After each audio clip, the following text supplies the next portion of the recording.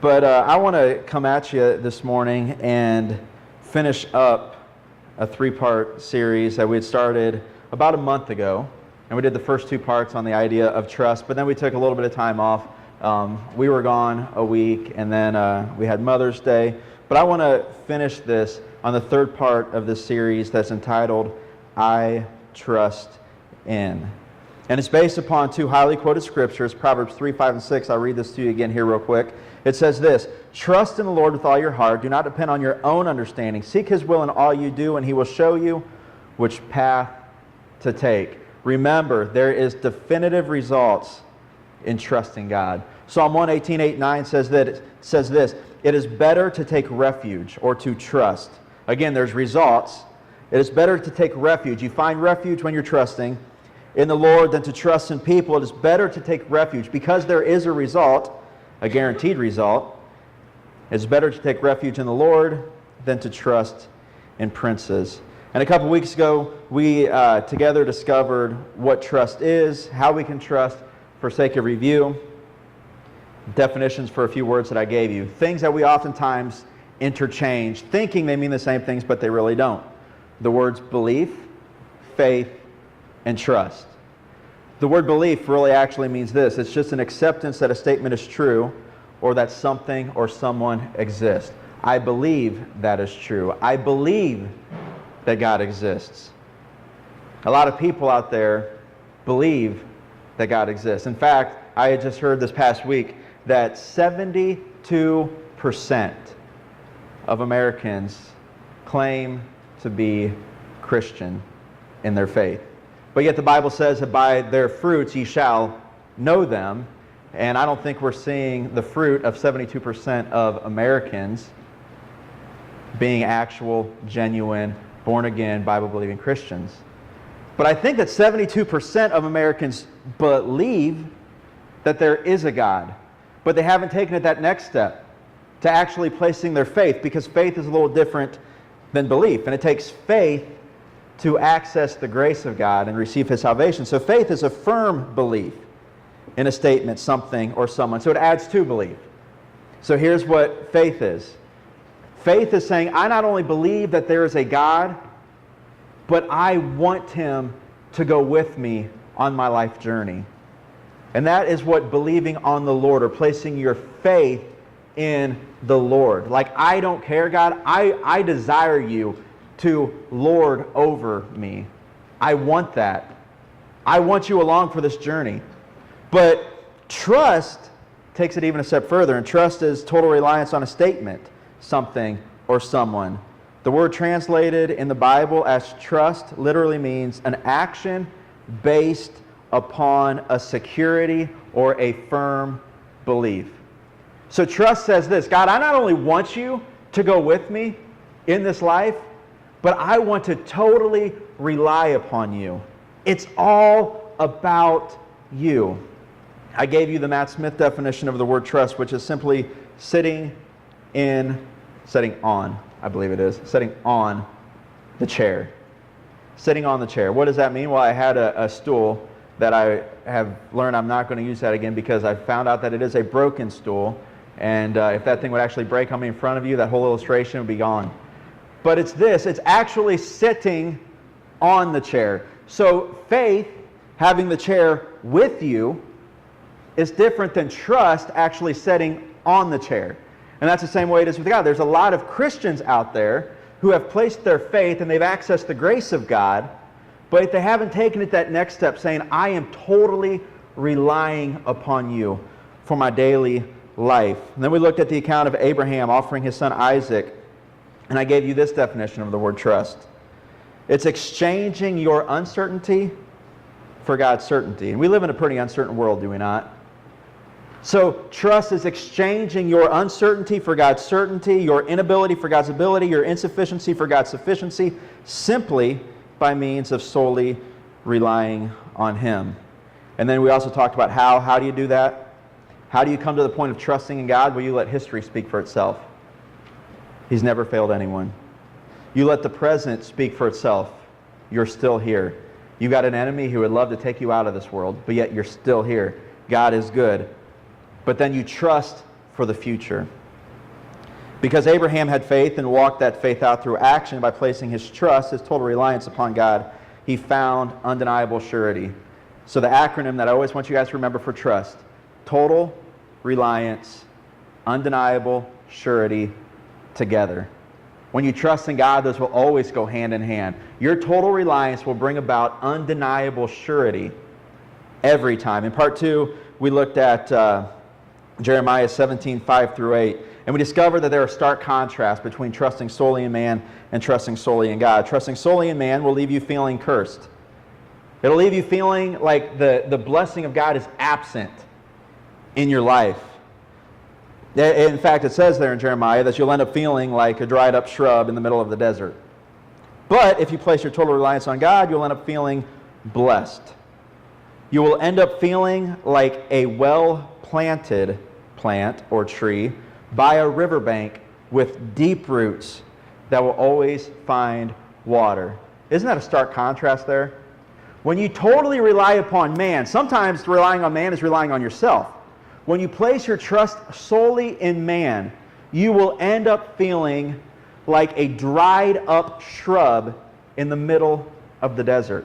But when you place your trust, your total reliance upon God, you end up feeling like a well-planted tree along a riverbanks with deep roots that will always find water. As Jesse had directed him, not Jesus, he comes a little bit later in the scene. As Jesse had directed him, he arrived at the camp just as the Israelite army was leaving for the battlefield with shouts and battle cries. Soon the Israelite and the Philistine forces stood facing each other, army against army. David left his things with the keeper of the supplies and hurried out to the ranks to greet his brothers. As he was talking with them, Goliath, the Philistine champion from Gath, came out from the Philistine ranks. Then David heard him shout his usual taunt to the armies of Israel. As soon as the Israelite army saw him, they began to run away in fright.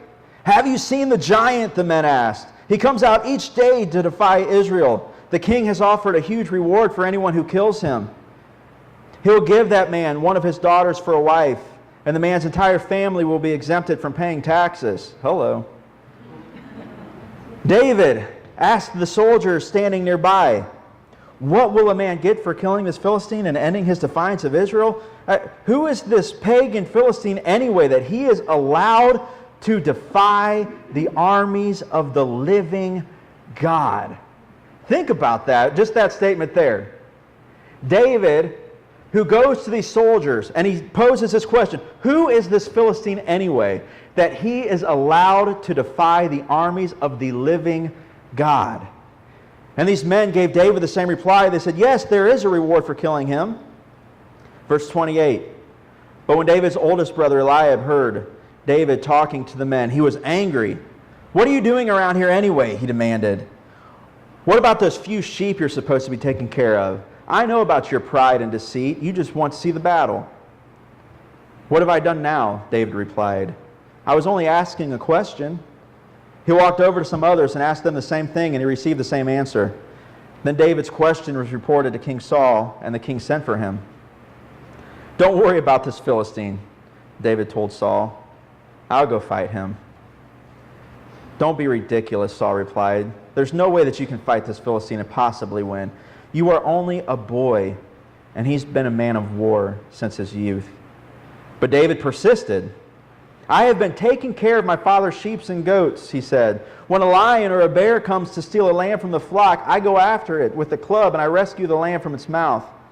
If the animal turns on me, I catch it by the jaw and I club it to death." Oh, that doesn't sound much like a boy right there. That sounds like a man.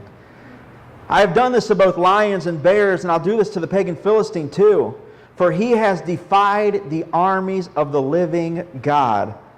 The Lord who rescued me from the claws of the lion and the bear will surely rescue me from the Philistine." So Saul finally consented. "All right, go ahead," he said, "and may the Lord be with you." Then Saul gave David his own armor, a bronze helmet and a coat of mail. David put it on and he strapped a sword over it and took a step or two to see what it was like, for he had never worn such things before. "I can't go in these," he protested to Saul. "I'm not used to them." So David took them off again, and he picked up 5 smooth stones from a stream. and put them into a shepherd bag. Then, armed only with a shepherd's staff and a sling, he started across the valley to fight the Philistine. Think about that. This Jackie came in this morning, gave me 5 stones, so I appreciate that. Now I'm just waiting for somebody to say, "Hey, I brought the sling," and then I'm waiting for one person to say, "Hey, I'll play Goliath in this skit." So whoever wants to, anybody, just let me know. Just jump up at any time. But think about this. So David's going out there. He sees this giant. And by the way, the reason that Goliath had came out into the valley was because this wasn't the first time that there was a war that had taken place there, where it's like 2 armies are at the high spot, and all of a sudden there's this valley. And they know that the first army that begins going down there, they're dead. They're done. So you're at this standstill. What do? And this was actually kind of a common thing back then. When you're at one of these standstills, you send your greatest guy out, we'll send our greatest guy out. It'll save the casualties on both sides, and whichever warrior wins, that's who won this fight. So if your warrior lost, you guys have to retreat, we take the land.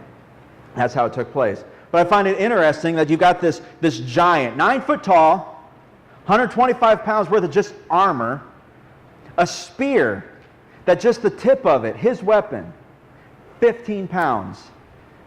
David says, "I'll go fight him." He's like, "What do I need?" "I'll just find 5 just small, smooth stones. I'll do that. That's what I'll use."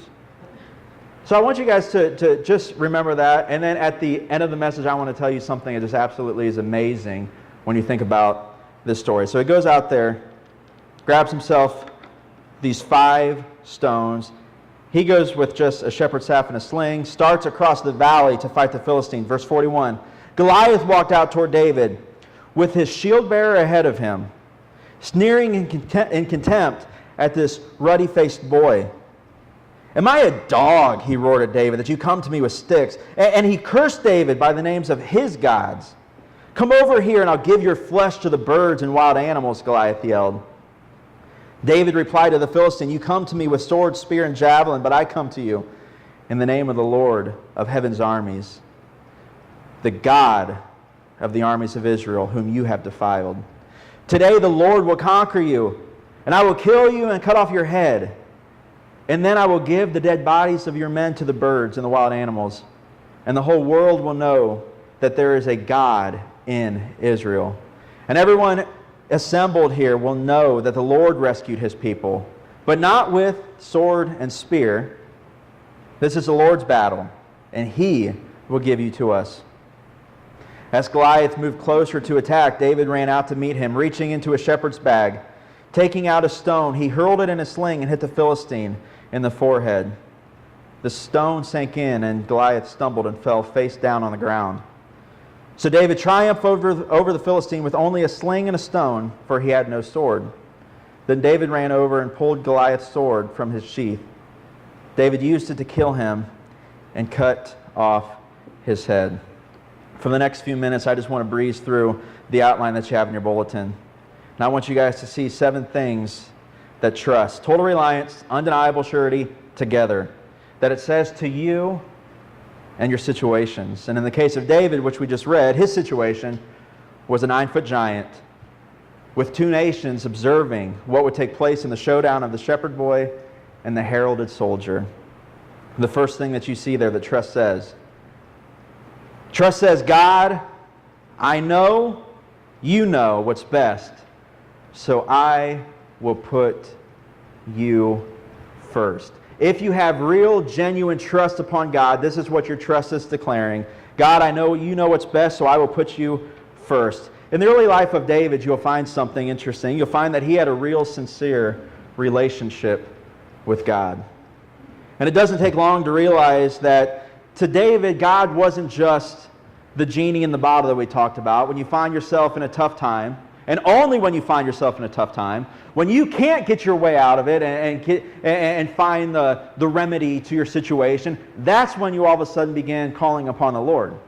Well, is that trusting in God? No, that is simply saying, "God, you are the genie in the bottle, that you can stay in that confined bottle until I need you, and then when I need you, I'm going to try to access you in some sort of a way to get you out and say, okay, God, you fix what I just messed up." So to David, it was a real sincere relationship. It was a relationship that was beyond belief. It was beyond faith. There was actual, true, genuine trust. And to David, he realized something, that God has a knowledge that we do not. Now, I could imagine David as that shepherd boy out there, and he's doing everything he can to tend to the sheep. He's saying, okay, sheep, I've done exactly what I'm supposed to do. I've got this awesome relationship with God, so my flock, my prized possession, my sheep, should then never be touched, because God's going to do His job. And then there's an enemy that all of a sudden creeps up there, and you see this lion or you see this bear, and you think to yourself, that's not supposed to happen. That should not happen. If I've got this real sincere relationship with God and I'm doing everything that I should be doing, why is there an adversary that's all of a sudden on the scene trying to take away my most prized possession? But I believe that David realized that God has a knowledge we do not. God knows what is best at all times, and just like a parent who knows what's best for their child, even though their child feels like they're being deprived, even though their child feels like they're going through this horrible abuse because they're not allowed to get this awesome toy that no doubt is not going to bring any harm to them. In fact, it's just going to make their life even that much better. But mom and dad, you said no. Growing up, beyond the days of just wanting to play with these toys that you see in the store, and it's I want to hang out with certain people, and your parents say no. Or if it's a deal that they say, you cannot bring this into this house, you cannot go out there and do this, you cannot. At the time you think to yourself, but it's nothing bad that I'm going to do, but yet your parents still say no because they see something. And you as parents, you know that there's times where you tell your child no to something that might not even seem bad at all, but yet you say no because you know what the future holds. And you know the very thing that might seem good to them might end up crippling them in the future. Or you know that there's things that they should be spending their time on more so than what this would provide. And you say no. And it's interesting that we can see that in the physical sense. As parents, you probably, yeah, that makes sense. There's times when I've told my child no. Because you see things and you know things that they do not know. And it's the same thing with God. There are times with God who knows far more than we do. He tells us no. Or we find ourselves in the middle of a battle and God says, no, I want you to go through this battle right now because I know something you don't know. And it's important that even when we're going through those times that we continue putting God first, because in 1 Thessalonians 2, you find this, that when we trust God, you end up being blessed, divinely satisfied. Divinely satisfied. You find that you're blessed, and you also find out that your soul prospers. Interesting that they use the word soul. That Paul said, your soul will prosper. In other words, there is times when the enemy's going to access this that's out here, but your soul will prosper even while that's taking place. You're growing, you're getting stronger. David, I know it's no fun having to chase down a lion and ripping its jaw apart and clubbing it to death. But yet you're getting stronger because that lion's going to pale in comparison to the Goliath that you're going to meet here in just a few months. Know that you're being prepared for something. Trust says, God, I know you know what's best, so I will put you first. In the middle of your trying times, in the middle of your testings, continue putting God first so that you can find the blessing and you can also find that your soul prospers. The second thing trust says is this: God, I don't have to control things because I know I'm prone to messing things up. How many of you in here will just say, hey, I will confess this, I have a problem with just having to control everything? Is there anybody in here who, my hand's up? I'm just like, for a second there I was thinking to myself, wow, I'm bad. You all are good and I'm bad. At times I struggle with that I just have to control. I've gotten a lot better over recent years. Trust me, I used to be horrific at this. But this control thing, and trust says this. Trust says, God, I don't have to control things because I've realized something. I'm prone to messing things up. Again, let's have a confession session. Props to Tyler for that word confession session, by the way. That's a Tyler original, I believe. So let's have a confession session here. How many of you would be willing to confess that you've messed some things up in your life? Yeah. And trust simply says this: God, I don't have to control things because I'm prone to messing things up. There's a realization and confession of two things. A realization that I mess things up and a realization that God does not mess things up. God's infallible. He cannot make a mistake. In fact, He's perfect. We, as human beings, we are fallible and we're prone to mistakes. There's nothing wrong with admitting that you're fallible while confessing God as infallible. The two go hand in hand. There's nothing wrong with saying, I'm fallible, but God is infallible. In fact, it's a good reminder to keep you trusting in Him. There's nothing wrong with admitting that you're human while confessing that He is God. There's nothing wrong with admitting that nothing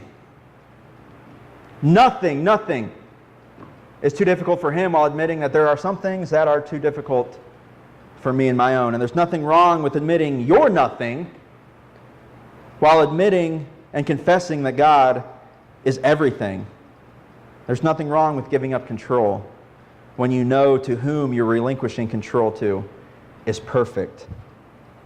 And our next statement kind of builds upon this, because the third thing that trust says is, God, I can't change it, fix it, or solve it, so I will give it to you. It'd be like this. I used to think that I was a car mechanic. I used to think that there was times when I could fix things, and I soon realized that when I try to fix certain things, I end up messing it up. Growing up on the farm, there's times where a tractor would break down in the field. I'm like, I got this. And then by the time I finally limped it all the way back up to the building, to the shop, Dad would be like, what happened? Well, it started with this, but now a lot happened beyond that. Well, why did all of that happen? Well, it's because I thought I could fix it. One quick example of that was a hydraulic hose onto a big cultivator that we had sprung a leak, because you're supposed to, there's this long hydraulic hose that will go out there to the wings, and it's supposed to stay up on this little stand that'll keep it from getting caught up in the cultivator. And it had worked its way out, so when I went to make a turn, it got caught on the cultivator itself, and it sprung a leak in the hose. Next thing I know, I'm looking back, and there's like just a shower of hydraulic fluid going all over the place. And as a kid, I thought, oh, well, that's easy. That's why God invented tape. I will simply tape this up. So I go out there and I began to tape it up, and myself thinking that this is what's going to work, go back to working, and I wasn't looking back to see if the shower had appeared again, but the shower was once again appearing, and I ended up emptying the hydraulic fluid tank, and bad things happened as a result of that, because the tractor no longer had hydraulic fluid, and the tractor itself needs hydraulic fluid to keep the gears and all that lubricated and working. And needless to say, ended up with a big mess because I thought that I could fix something that I couldn't. Cars, when your cars break down, if you don't know what you're doing, the best thing is to take it to a mechanic who knows something. To relinquish that control and say, I know I'm not a mechanic. I better take it to a mechanic. Same thing with God. I'm not God, so when something ends up going in my life, I better go to someone who's a professional. And let me tell you something, never forget this. God is pretty good at being God. And in this story, as you find in 1 Samuel 17, what could David have done in his own power to have prevented the standoff in the valley? Nothing. The war was in the works long before he ever came to bring his brothers the dinner. And what could he have done in his own power, to fix it or to solve it after the stare down had already begun? Absolutely nothing. He had two options. First, he had the option of stressing over it like Saul and the Israelites were doing, and even his brothers. Or he had the second option, give it to God. Just like you, in your situations. Eye contact with everybody just real quick. You, in your situations, You will have two options when you find yourself in the middle of a battle, stressing over it, mulling it over in your mind, thinking, oh my goodness, it's done, it's over, or thinking to yourself, I can fix it. I just got to take a few steps back, strategize, work this thing out. What am I going to do? Or you can have the option of just giving it to God. God, I just have to trust in you in this situation right now. It's the realization that we're far better off trusting than stressing. Remember that. You are far better off trusting than stressing. Look at David in this story. Now, David knew that God was eventually going to work through him to work this whole thing out. David didn't think for a second that, well, lightning's going to strike Goliath dead. No, he realized God works through people. So he's going to work through me to work this thing out. But David was just chill. He was just calm. And the Israelites and Saul and even David's brothers were freaking out constantly. Anytime the enemy opened up his mouth, they're like, oh, we got to get out of here. What do we do? You're far better off having that mentality of David. I just trust God. I'm just trusting God compared to stressing and stressing and stressing over it. Come to that point in your life where you say, God, I can't change it, fix it, or solve it, so I'm going to give it to you.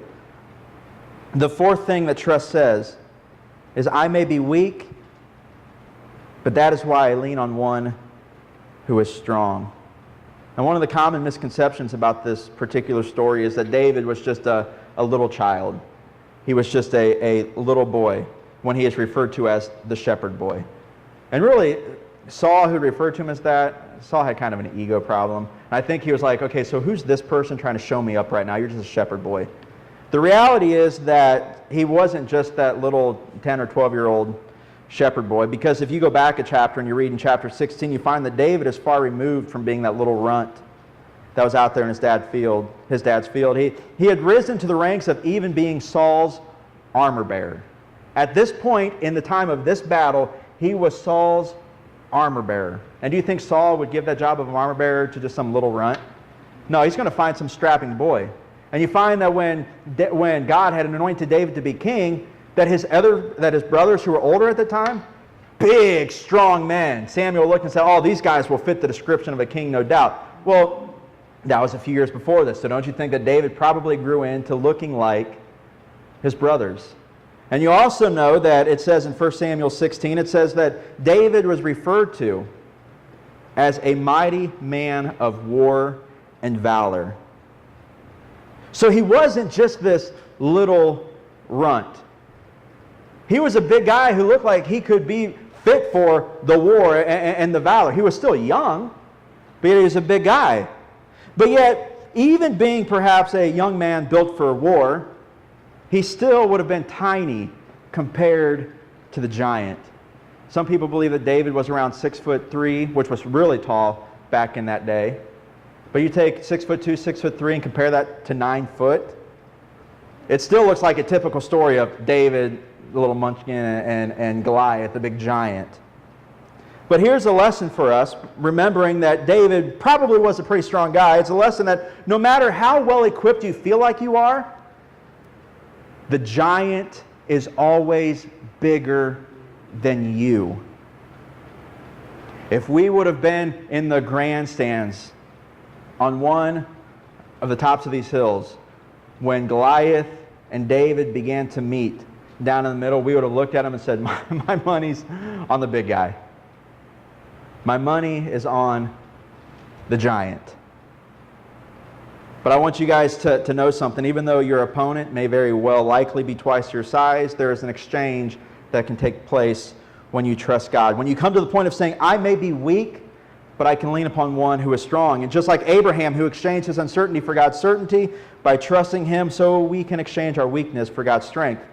After all, I think that's why Paul told the church of Corinth, it's in our weakness that God is made strong. So everybody look at me real quick.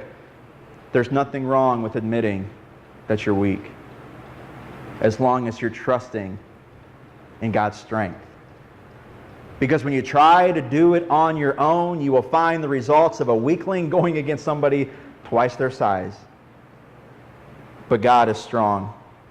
Number 5, the fifth thing that trust says is it doesn't have to be perfect now, because I know God is working it out for my good. The showdown in the valley between David and Goliath was part of God's promotion process. For David, he was Saul's armor bearer. For David, he was someone who is still a relatively young King Saul.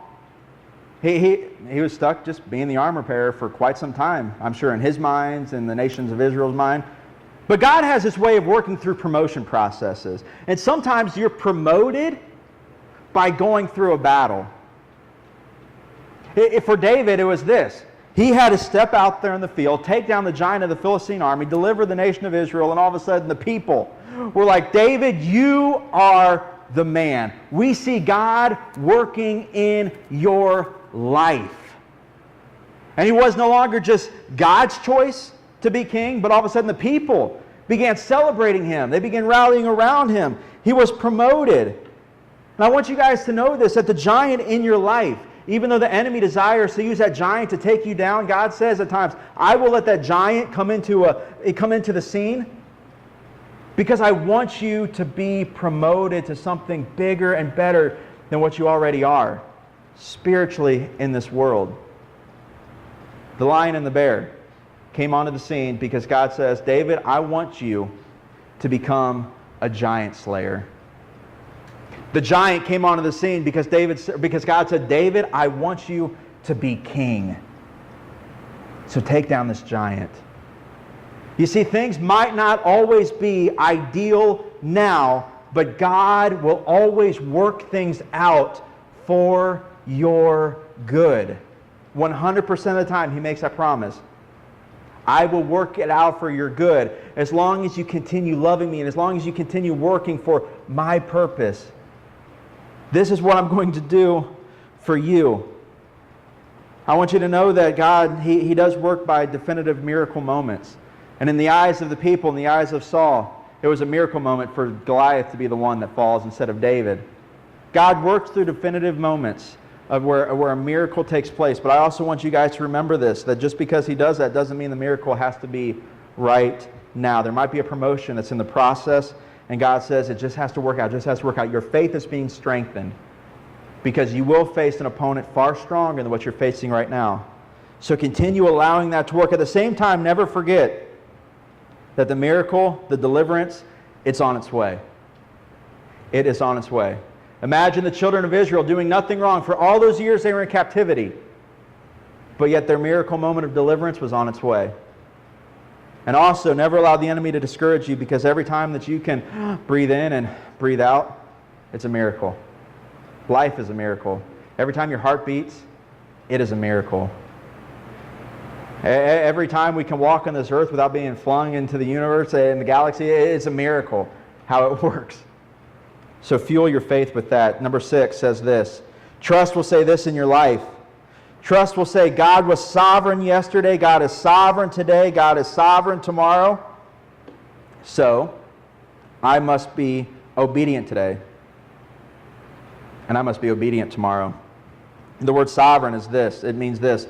Absolute rule, total control, with your best interest in mind. God is sovereign. So He has absolute rule, total control, but remember, He has your best interest in mind. God has the capacity and the desire to care fully for you. So God was sovereign yesterday. God is sovereign today. God is sovereign tomorrow, so I must be obedient today and tomorrow in order to see His best interest come to pass. You don't have to turn back here, but I want to read these 4 verses real quick to you. Verses 34 through 37, it says, upon this point, but David persisted. I have been taking care of my father's sheep and goats, he said. When Saul was like, you can't do it, you can't do it, you can't do it. David persisted. Like David was like, no, I am the man for the job. Because I see God's not working through you because you won't allow Him to. God is working through me. So I'm being persistent here. I have been taking care of my father's sheep and goats. When a lion or a bear came to steal the lamb from the flock, I go after it with a club and I rescue the lamb from its mouth. If the animal then turns on me, if that adversary turns on me, if that enemy turns on me, if the giant turns on me, here's what I will do. I will catch it by the jaw and I will club it to death. I have done this to both lions and bears, and I'll do it to this pagan Philistine too, for he has defied the armies of the living God. In other words, he has waged war on somebody he should not be waging war on. That shepherd boy who said, "Lion, bear, you are not to wage war on my sheep." God says, "Adversary, you should not be waging war on my sheep." That's nonsense. Why are you doing that? You're going to be the one that ends up defeated.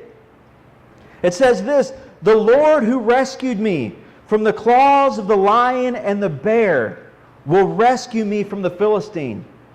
God was sovereign yesterday. David's seeing this. God took care of me yesterday. God is sovereign today. That's why I can confess this. And when I take the battlefield, the same God who was sovereign yesterday and today will be sovereign when I take the field against that giant. So he had to be obedient. And in our lives, we have to be obedient in both things to do, but also in things not to do, if we want that to work out in our own lives.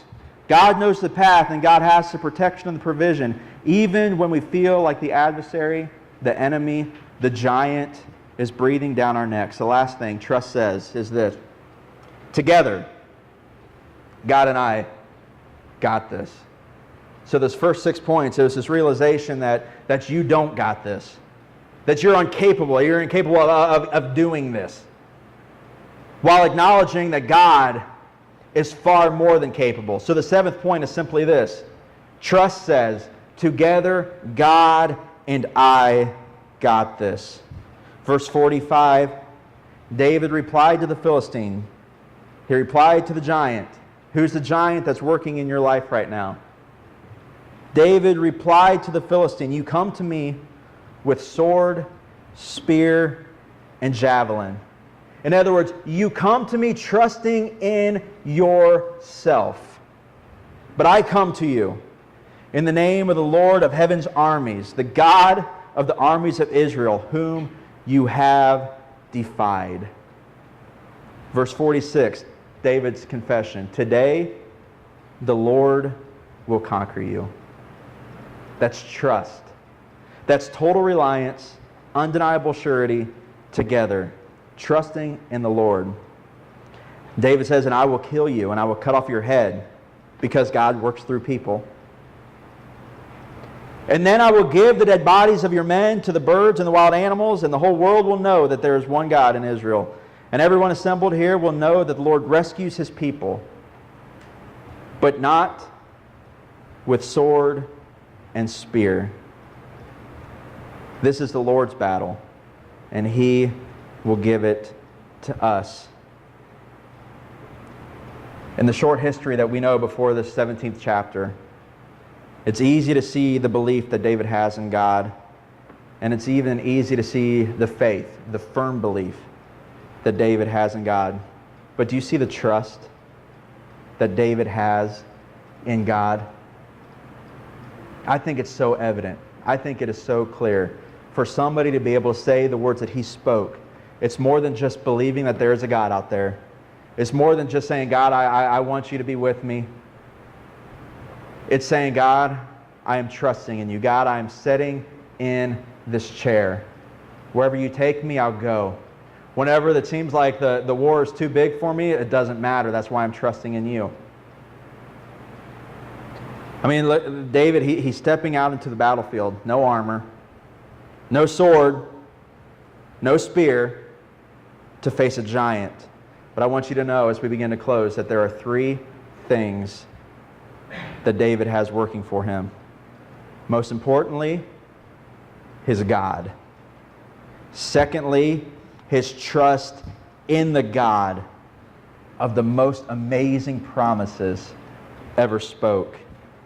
And thirdly, you find in verse 50 something David had working for him. So David triumphed over the Philistine with only a sling and a sword.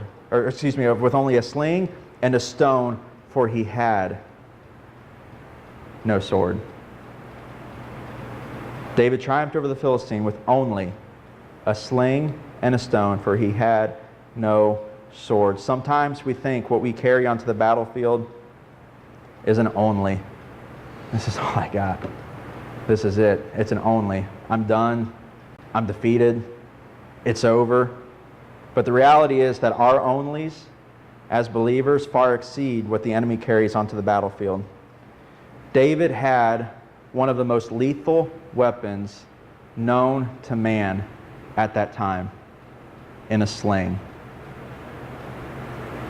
Back then, these professional slingers, they could hit a target up to 200 yards away, a moving target. And they could get that stone as they release it to travel 80 to 100 miles an hour. And they can hit a target. And we know that David was a pretty good slinger. He went out there onto the battlefield with an only. All you've got's a sling. You know what this man has, this giant that you're facing? He has a sword. He has a spear. He has a javelin. I believe David had a confidence when he was going down there and he said, God's already equipped me. I've got what I need. I've got a confidence that I can go out there and I can beat him, because after all he's got to do is get within 200 feet of me and he goes down. He's done. That's all he has to do. The story of David and Goliath, we've got it backwards, where we think David was the underdog and Goliath was the giant, when in reality, when the battle took place, Goliath was a sitting duck. He had no chance. None whatsoever. The only way he could have won that battle would have been if David would have went down there and stood eyeball to eyeball with him and said, okay, on the count of 3 we can go. But he didn't do that. He didn't do that. And I think that's why David had so much confidence going into the battle. Saul, don't you realize God's already equipped me with what I need? All I got to do is go out there and find some stones and put them in my bag. And as I'm going down there, you'll find something. God will deliver him, because God will always equip his children with what they need to step onto the battlefield. So when you're out there with your giant and you feel like this thing's going to take me down, tell the devil, that's you talking. And you're lying to me. Because I'm not the underdog. We've got this story backwards sometimes when we think that Goliath is just this big man, which he was. That's reality. And David paled in comparison to him, which he did. That's reality. But what the enemy carries onto the battlefield will never come close to comparing to what you as a believer carry on to the battlefield when you trust in God. Goliath, trusting in man, found out something. The first thing that you had in your outline, trusting in man will get you nowhere fast, because you're not equipped for the battle. You will end up defeated when you trust in man. But trusting in the God who will make sure that you have what you need to get into the battle will get you somewhere fast, because God is always bigger. And God has a way of silencing the giants in your life. He'll always equip you. And I thought about this as I was on this point. The same giant was screaming to David as was screaming to his brothers. And his brothers ran in fear. But what did David do? Kept doing what he's supposed to be doing. I think it was like one of those deals where somebody's screaming in your ear and you just selective hearing. Have you guys ever had that selective hearing? Like, I know you're talking, but I just can't hear you because I'm selectively choosing to shut you out right now. I used to think my mom, as I was growing up, had selective hearing, because there'd be times they're like, Mom! Mom! Mom! Being like right behind her, Mother! Oh, what? Well, I found out that she was actually hard of hearing, which she is in reality, and it's progressively gotten worse, my dear mother. So now there's times when you can be in the same room and be like, Mom! Mom! I know you see my lips are moving. And they're saying, Mom, so please listen to me. It's a hereditary thing, and I'm getting it. Because Sydney, when she gets in a car after I'm just riding by myself someplace, she says, why do you have the radio up so loud? I'm like, I don't. I can just barely hear it. The TV, I've always got it up if I'm listening to it. As Christians, it's not that we cannot hear, it's this. I firmly believe that when a giant's screaming in our life, if we're relying upon ourselves, we hear it over and over and over again. But when we're trusting in God, God has a way of taking His hands and putting them over our ears. And we're not affected by what the giant says. Doesn't matter what the giant's screaming in our ears. Because God says, hey, listen, I'll give you a peace. I know he looks big. I know he looks strong. I know it looks like you're no match for it. But I've equipped you with something. And the three things that we're equipped with as believers is this: the settled Word of God that possesses His promises and provision. The satisfying will of God. So the settled Word of God, you have the satisfying will of God that desires to make you a part of His victorious plan. And you have the saving work of God that has worked and continues to work in you. Verse 51, then David ran over and pulled Goliath's sword from its sheath. The very thing that the devil always thinks will defeat you will end up defeating him. David used it to kill him and cut off his head. What's the worst thing that could happen to us in this life? What's the worst thing? The worst thing's actually the best thing that could happen to us in this life. The worst thing would be if this life ended. The very thing the enemy says, oh, I finally got him, defeats the enemy, because at that point, you're untouchable, even on the outside. And it's important to have this mindset that even when you find yourself going through the worst of worst battles, the battle for your physical life, there will come a point when God says, no, it's time for you to have the ultimate victory.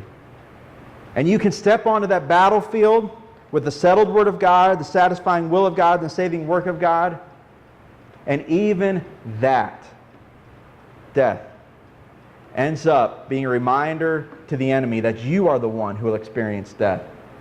We're untouchable. Now, for something as big as death, imagine the smaller things that happen in our lives. The enemy thinks, I'm going to defeat you by this. It ends up being a reminder to the enemy that you are no match for God. David experienced this. He experienced the victory. Why? Because David's trust was in God, and God cannot be defeated. There's your comfort as we close. David's trust was in God. God cannot be defeated. Goliath's trust was in himself. And we know where solely trusting in man or ourselves will get us, feeling like a stunted shrub in a wilderness, in a desert, feeling dead. Goliath felt that. Goliath, unfortunately for him, had to feel that feeling of being that stunted shrub in a desert. I feel dead. It's over. It's done. David did not experience that. Your comfort is this: you will be victorious when you trust in God. David had the victory. Goliath took the defeat. Which do you wish for yourself? Which do you wish for your family? Which do you wish for the situations of life? The victory by trusting in God, or the defeat by trusting in man? And that's your challenge. Each and every day. Each and every day, I'm trusting in God because I know I'm equipped for the battle. And I know there will be a time when that enemy goes down. I know there will be a time. Why?